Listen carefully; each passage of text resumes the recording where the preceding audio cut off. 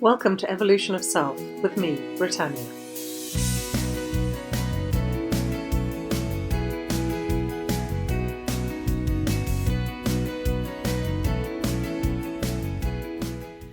Hello. I always try to allow inspiration to guide what I'm sharing with you. I find that if I plan it too much and force it, it kind of feels a little inauthentic. So what I'm sharing with you now is it's kind of two themes rolled into one. And it's all about the balance between action and allowing. I think because we live in a 3D world, that there's something that people aren't always aware of. There's a part of us that is spiritual in nature, and when I say spiritual, I don't mean the spiritual belief. There's a part of us that is of spirit. And I'm not trying to impose my beliefs on you. You know, if you believe in Christianity or in Hinduism, or if you're a Muslim, I'm sure there's an element of your religion that is in line with what I'm talking about. So please just, my words might not be the words you would use, but please just adapt them so that it's something that speaks to you from what your beliefs are.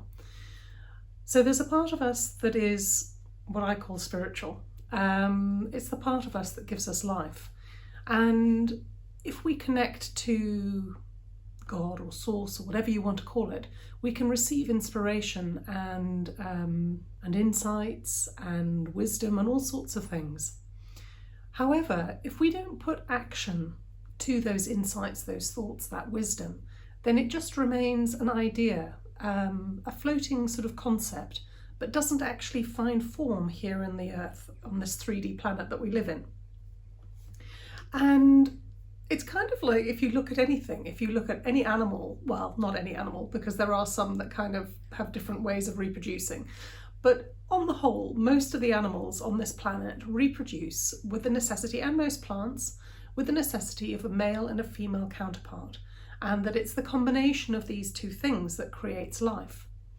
And I'm going to suggest that ideas and thoughts are very similar, that we need to allow that inspiration to happen, that seed of a germ of a new idea. But to actually bring that idea into form, we need to take action.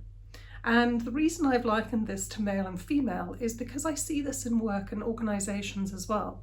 That you get some organisations that are very feminine in nature, and you get some organisations that are very masculine in nature.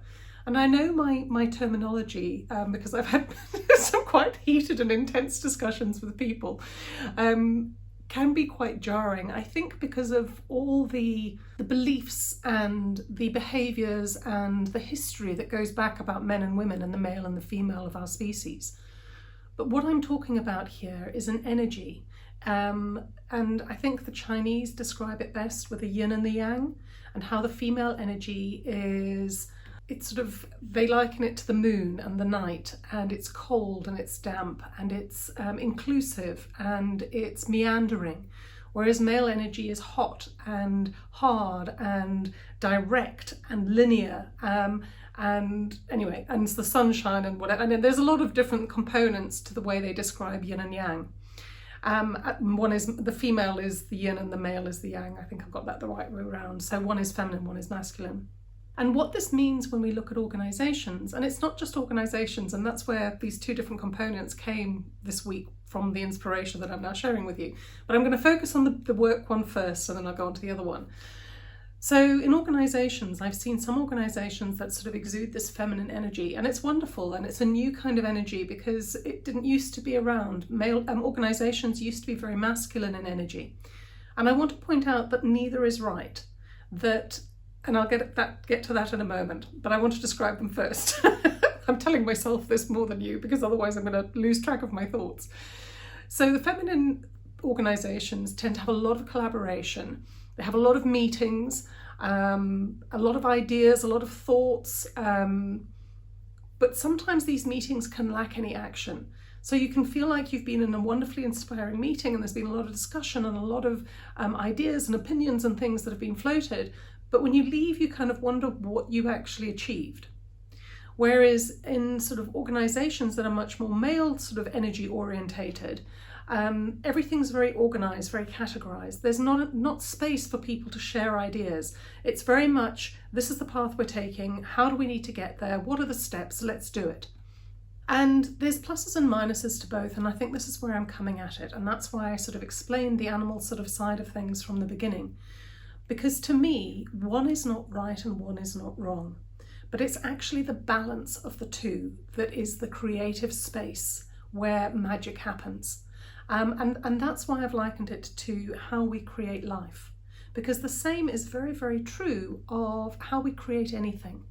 That you need the input, the ideas, the inclusion, the sort of nurturing side of things, as well as the action and the direction and the forward movement.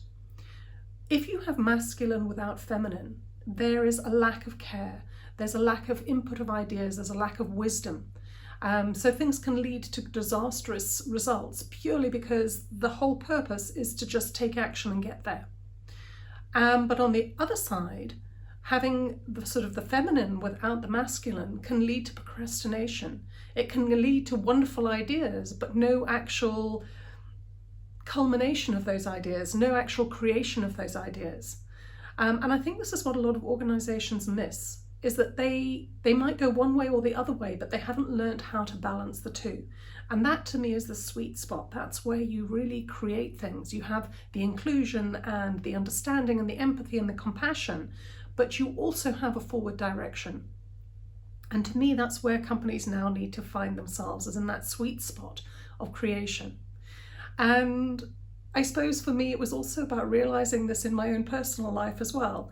In that it's great to have lovely, wonderful ideas, but unless you actually take action on those ideas, then nothing will actually happen and they don't come into sort of fruition. And it's not just ideas either. It's also when things sort of go wrong in life and you kind of get a little bit stuck. You need to start taking some kind of action, because without the action, then nothing changes. It remains the same. So to me, life is a complex balance of this, what I've called female and male energy. As I've said, they might not be the best words to describe them purely because of all the conjecture around male and female in our society at the moment. But that's not what I'm really trying to say. And I think, to be very clear, that a lot of men can have a lot of female energy and women can have a lot of masculine energy. When I talk about male and female energy, I'm not talking about men and women. I'm talking about the energy that's described in the yin and the yang. That balance between doing and nurturing, the balance between inclusion and going it alone.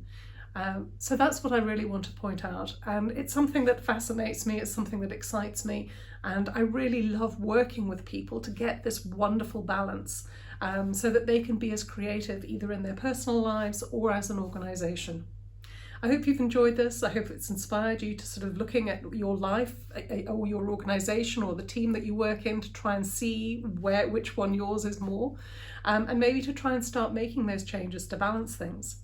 As usual, there's loads of links in the show notes below to my website where you can contact me for coaching or team coaching, or any of my social media if you want to connect with me or ask me any questions. I'm always open to having a good chat about things.